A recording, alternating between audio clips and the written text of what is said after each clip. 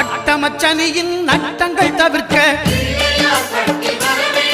எங்கள் வலம்புரிநாதன் வலக்கை மேலே அட்டமச்சனியின் நட்டங்கள் தவிர்க்க எங்கள் வலம்புரிநாதன் வலக்கை மேலே வாழ்ந்திட வைப்பதும் தாழ்ந்திட வைப்பதும் சனி பகவானின் செயல் அல்லவா அந்த கணபதி கரத்தை கண்டவர் தமக்கு சனியின் பார்வை நலம் அல்லவா